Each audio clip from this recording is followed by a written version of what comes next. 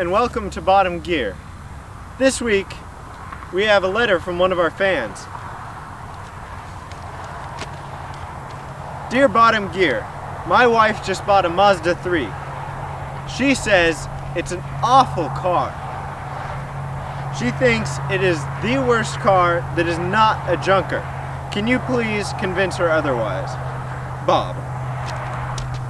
Well, Bob, I am not a fan of Mazda, but there are worse cars.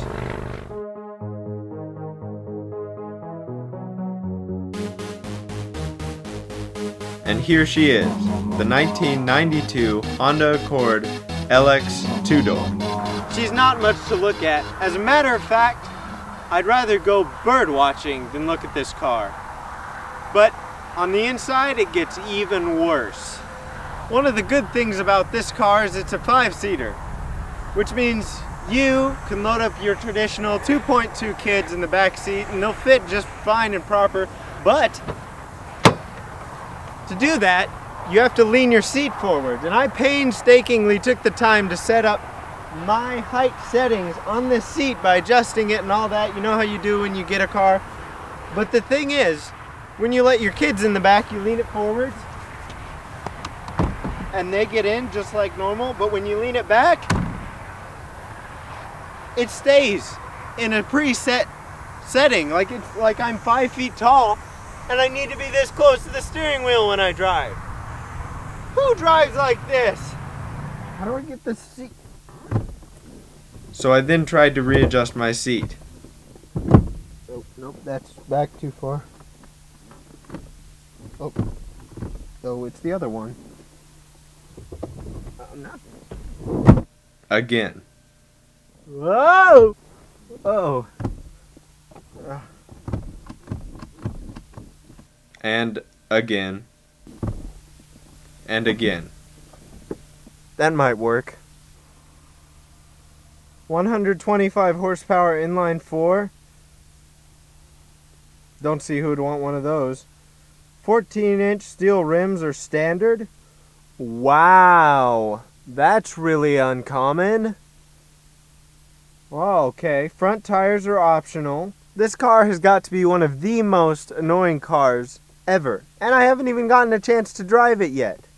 I mean, you start it up like any other car, and then all of a sudden there's this light on my dash saying I'm not buckled in. That's what this is here for. Of course I'm not buckled in. I just got in and started the car. And then it gets worse. The windows, most cars on the windows, they work just fine. This one, it works fine going up. But then on the way down, it gets stuck. It gets stuck.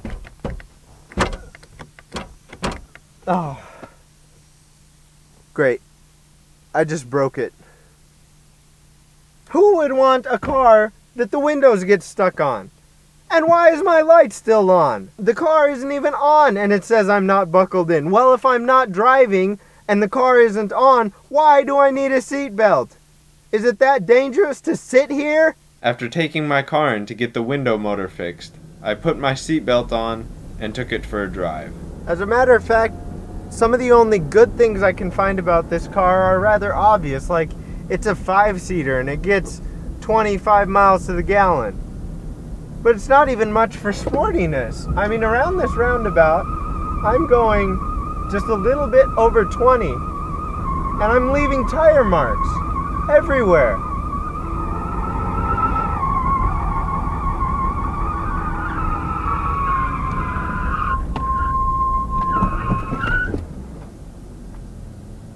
The only feature I can see that Honda would really have to advertise when they built this car would be it gets you from point A to point B. And that's nearly a curse. A car that's the only mentionable point about is obviously not a very good car. People aren't going to go, ooh, wow, you own a Honda. As a matter of fact, the air conditioner, the radio, and the roof are the only 3 mentionable features on the car. And the radio, it doesn't really work that well. I just replaced the two back speakers. That's the only reason it worked. The speakers were deteriorated when they showed up. All four of them. The air conditioning, it was the same way. It didn't work. I had to recharge it. And the roof, well, the clear coat's peeling off. So I give it about a life expectancy of 43 more seconds. It's just not good enough for people to turn heads and not bad enough for people to be grossed out. It's just average. It doesn't even sound good.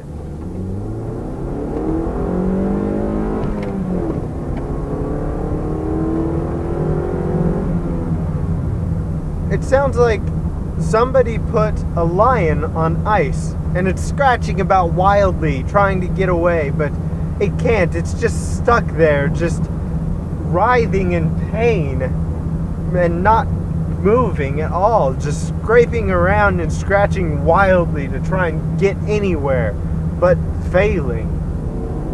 Bumpy yet not sporty. It has a lot of body roll, but still uncomfortable.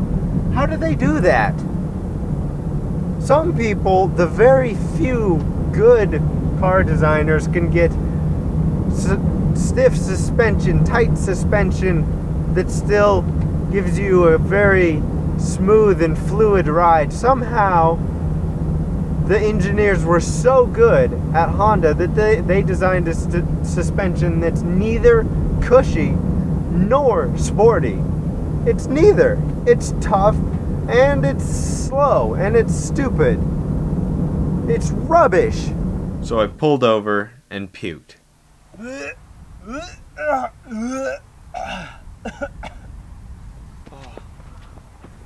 One of the cool things about this car, though, being front-wheel drive, is that theoretically you can pull the handbrake and push on the gas at the same time and maintain a forever drift down a road. So let's see if this car can do that.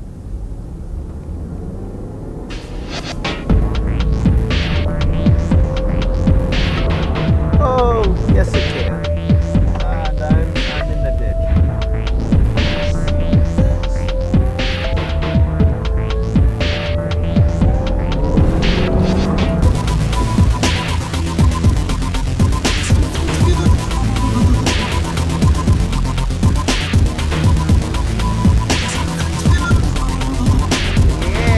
Yeah, that's what I'm talking about.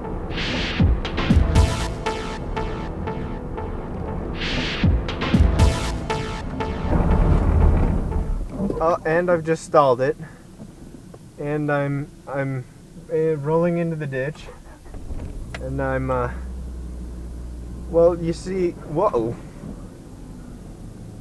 oh no, my clock's been reset, and what happened to my radio presets?